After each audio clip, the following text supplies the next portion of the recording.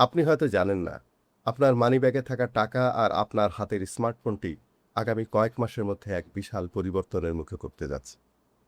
আপনি ঠিকই শুনেছেন। একদিকে ব্রিক্স জোট বা মার্কিন ডলারের একক আধিপত্য গুঁড়িয়ে দিতে তাদের নতুন ডিজিটাল পেমেন্ট সিস্টেম বা ডলারাইজেশনের চূড়ান্ত ধাপে প্রবেশ করছে। অন্যদিকে কৃত্রিম বুদ্ধিমত্তা বা এআই এর ভবিষ্যৎ নিয়ন্ত্রণ কার হাতে থাকবে তা নিয়ে আমেরিকা ও চীনের মধ্যে শুরু হয়েছে শতাব্দীর সবচেয়ে বড় প্রযুক্তি যুদ্ধ। আজকের বিশ্বে এই দুটি ঘটনা শুধু পরাশক্তিগুলোর ভাগ্যই নির্ধারণ করছে না, বরং সরাসরি প্রভাব ফেলছে আপনার আমার দৈনন্দিন জীবনের উপর।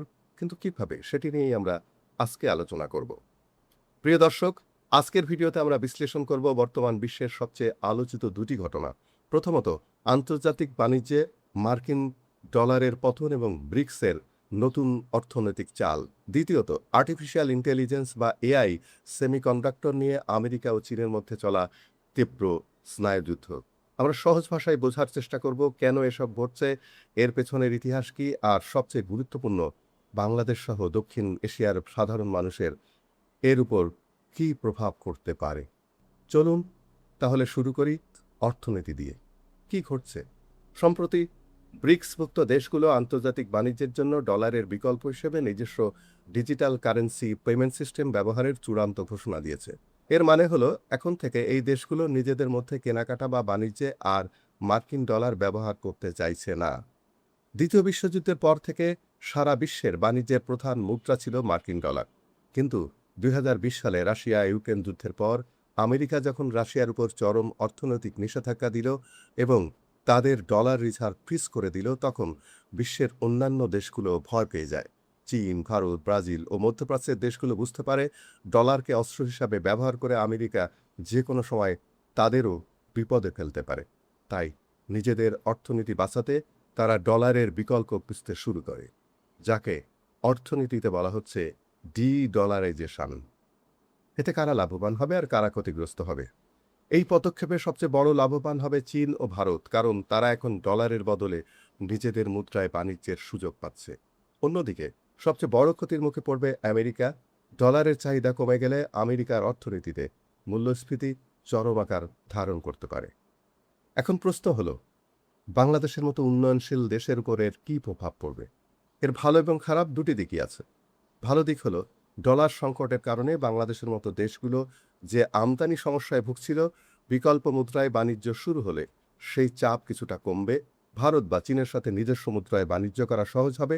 কিন্তু খারাপ দিক হলো, বিশ্ব অর্থনীতিতে এই পরিবর্তনের সময়টাতে চরম অস্থিরতা তৈরি হবে, যার ফলে সাময়িকভাবে জ্বালানি ও নিত্য প্রয়োজনীয় পণ্যের দাম বেড়ে যেতে পারে দারুণভাবে। ভবিষ্যতে তাহলে কি হতে পারে? খুব শিগগিরই হয়তো ডলার পুরোপুরি হারিয়ে যাবে না, তবে বিশ্ব অর্থনীতি এখন আর এক মেরুকেন্দ্রিক থাকছে না, কারণ মাল্টিপোলার বা বহু মেরু বিশ্বের অর্থনীতি আমরা দেখতে যাচ্ছি, যেখানে ডলারের পাশাপাশি ইউয়ান, রুপি বা ব্রিক্স পেও বড় ভূমিকা রাখবে। অর্থনীতির এই যুদ্ধের চেয়েও আরও একটি ভয়ঙ্কর যুদ্ধ এখন নীরবে চলছে। ল্যাবরেটরিতে সিলিকন চিপ দিয়ে লড়া হচ্ছে। চলুন এবার নজর দেওয়া যাক বিশ্ব রাজনীতির দ্বিতীয় সবচেয়ে বড় ঘটনার দিকে, আমেরিকা ও চীনের এআই চিপ যুদ্ধ নিয়ে। সম্প্রতি যুক্তরাষ্ট্র চীনের কাছে সর্বাধিক এআই চিপ, যেমন এনভিডিয়ার লেটেস্ট জেনারেশন চিপ এবং চিপ তৈরির যন্ত্রপাতি বিক্রির উপর সম্পূর্ণ নিষেধাজ্ঞা আরোপ করেছে। এর জবাবে চীনও সেমিকন্ডাক্টর তৈরির জন্য অত্যাবশ্যকীয় কিছু বিরল খনিজ পদার্থ বা রেয়ার আর্থ এলিমেন্টস রপ্তানি বন্ধ করে দিয়েছে। কেন ঘটছে এবং এর ইতিহাস কি, এটা তো আমাদের একটু দেখা দরকার। আর্টিফিশিয়াল ইন্টেলিজেন্স বা কৃত্রিম বুদ্ধিমত্তা হলো আগামী শতাব্দীর সবচেয়ে বড় শক্তি, যার হাতে সবচেয়ে শক্তিশালী এআই থাকবে। বিশ্ব অর্থনীতি থেকে শুরু করে সামরিক ক্ষমতা সবকিছুই তার দখলে থাকবে। আর এই শক্তিশালী এআই বানাতে দরকার হয় অ্যাডভান্স সেমিকন্ডাক্টর বা মাইক্রোচিপ। আমেরিকা চায় না চীন এই প্রযুক্তিতে তাদের ছাড়িয়ে যাক। অন্যদিকে চীন নিজেদের স্বয়ংসম্পূর্ণ করতে ট্রিলিয়ন ডলার বিনিয়োগ করছে।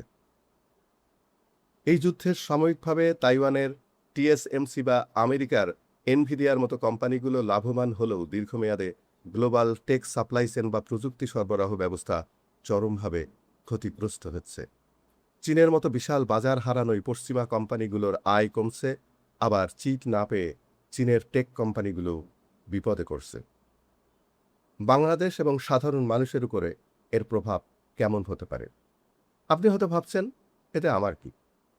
প্রভাবটা সরাসরি আপনার পকেটেই পড়বে। এই চিপ যুদ্ধের কারণে স্মার্টফোন, ল্যাপটপ, গাড়ি এমনকি নিত্য ব্যবহার্য ইলেকট্রনিক্স পণ্যের উপর খরচ বেড়ে যাচ্ছে।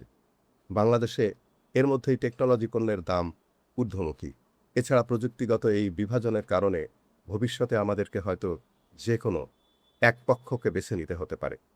বিশ্লেষকরা মনে করছেন এই চিপ যুদ্ধ অচিরেই তাইওয়ানকে কেন্দ্র করে একটি বড় ভূরাজনৈতিক সংকটের রূপ নিতে পারে।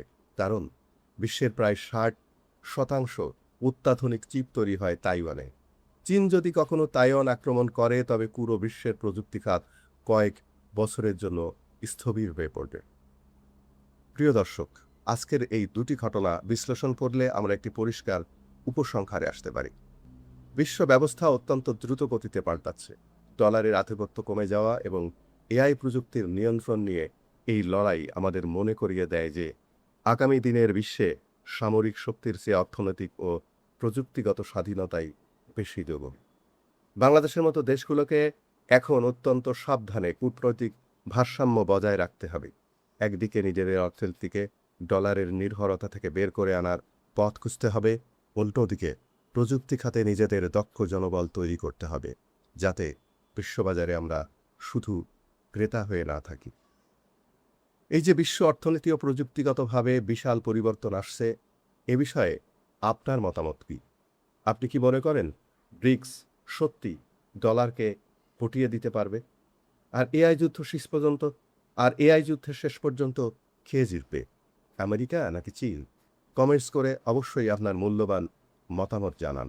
ভিডিওটি ভালো লাগলে এখনই লাইক দিন, বন্ধুদের সাথে শেয়ার করুন, আর আন্তর্জাতিক রাজনীতি, অর্থনীতি ও প্রযুক্তির এমন গভীর বিশ্লেষণ সহজভাবে পেতে চ্যানেলটি সাবস্ক্রাইব করে বেল আইকনটি প্রেস করে রাখুন।